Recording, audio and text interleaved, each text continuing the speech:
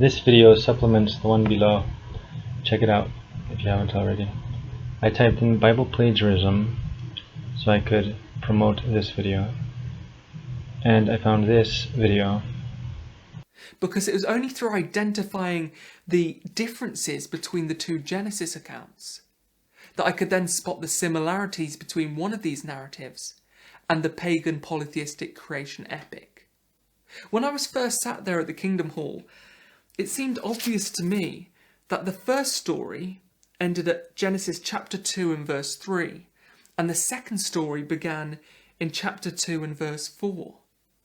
But I would later go on to realise through studying the work of many reputable biblical scholars that verse 4 of chapter 2 is a literary bridge in which the two stories had been merged and redacted to read as one literary unit. Therefore, the first sentence of the second story is, "In the day that Jehovah God made earth and heaven."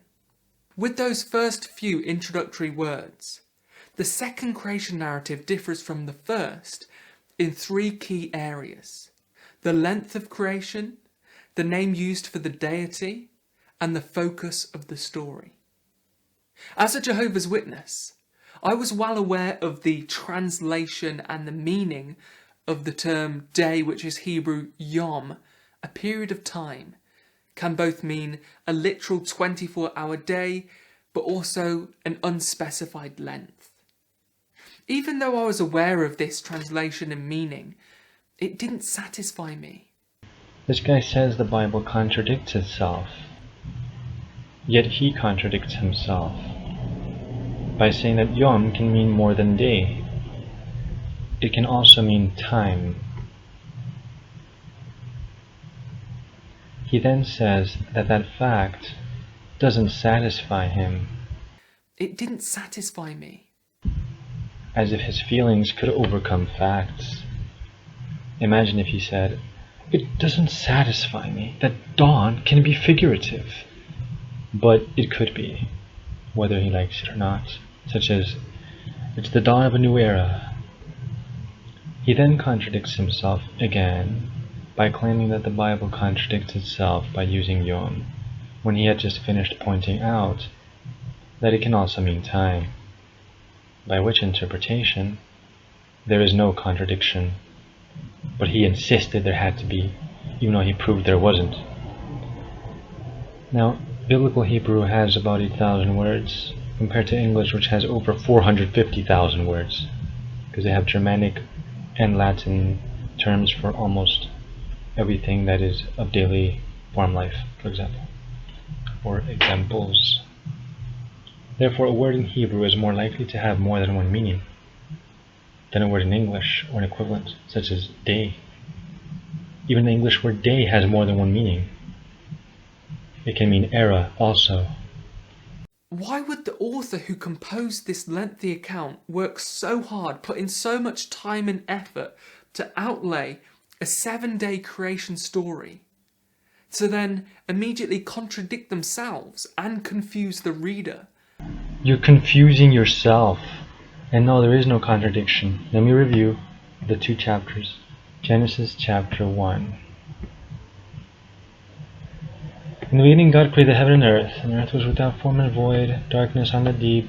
The Spirit of God moved over the waters. God said, "Let there be light," and there was light. God saw light, it was good. God divided light from darkness. And God called light day, and darkness he called night. First day, done.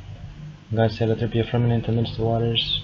God made the firmament, divided the waters, called the firmament heaven. Second day.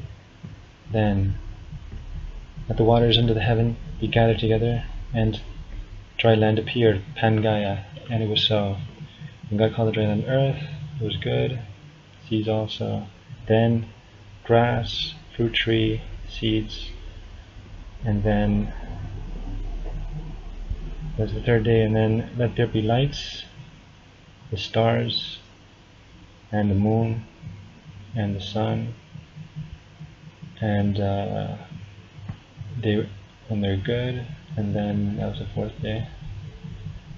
Then let the waters bring forth the creatures that have life, and birds. God created great whales, and so forth. God blessed them. That was the 5th day. And then land animals. See my video, by the way, on kangaroos from Noah's Ark. The Bible explains that. Then God said, let us make man in our image, after our likeness, and rule over the creatures. So God created man in his own image. In the image of Elohim, which means God's, the Trinity, created he him. Male and female created he them. And God blessed them. And God gave them mastery over creation, subordinate to God, of course. And they were vegetarian.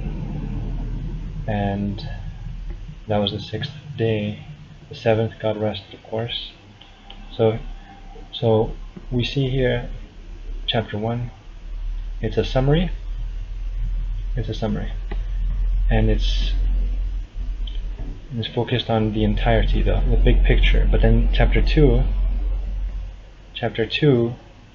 gets into details. So the first chapter is the big picture. Chapter 2, you zoom in and you see more details. The first chapter is chronological. It's clear from the context. And with the chronology established, in chapter 2, it jumps back and forth in time. So it doesn't have to cover by chronology, it covers by theme. And you can tell from the context, but antichrists always take out of context. Just like the serpent in the garden took out of context. You will not surely die. And took the God's, you will become as God. He took that out of context. Anyway, so here's chapter 2.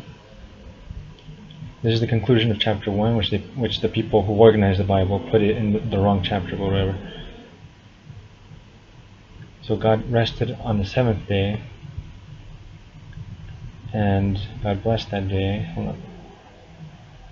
These are the these are the generations of the heavens and of the earth when they were created in the day that Yah Elohim made the earth and the heavens.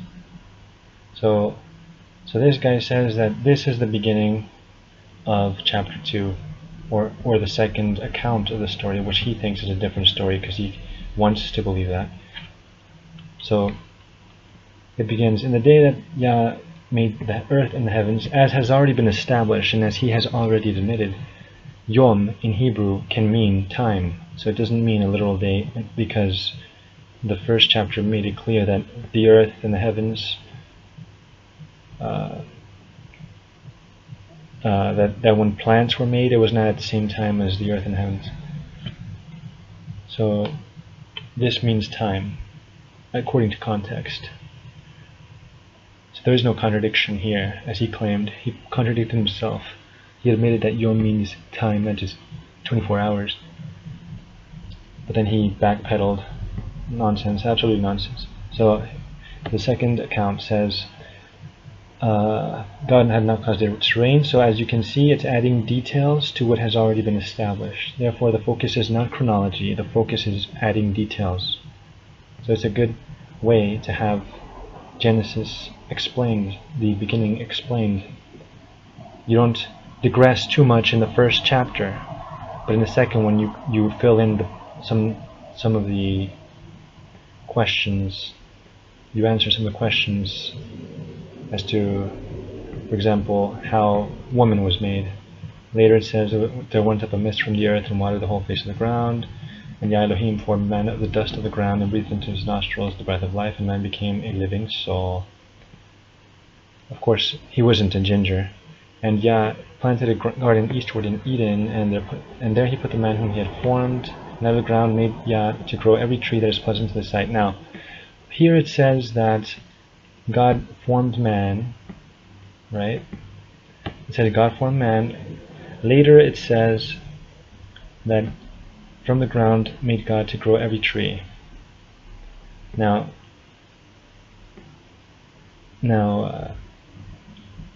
there's a difference here between the trees outside of the garden and the trees inside the garden. See, in the garden, where he put the man, there didn't necessarily have to have plants already.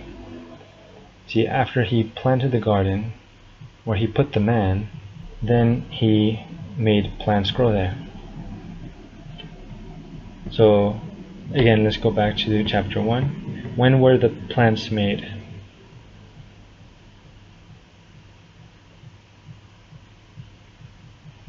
So, the earth brought forth grass. That was the third day. Man was made on the 6th, I think.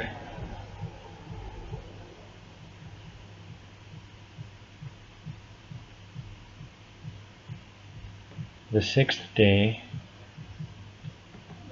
God made man. And the third day,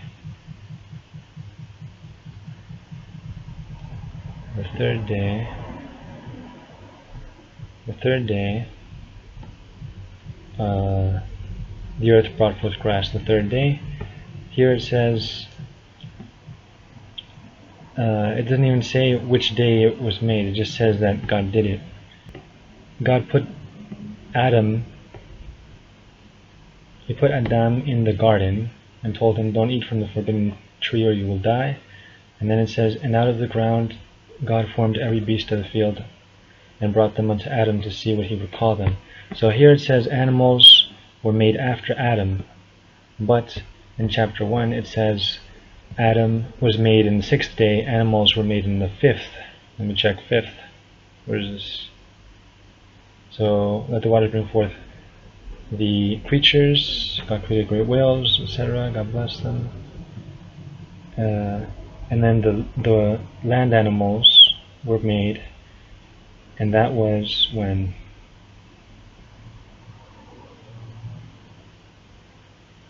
Well, that was before man. So let us make man in our image was after the land animals. But here you see he formed every beast of the field and every fowl of the air and brought them unto Adam. So there seems to be a contradiction. However,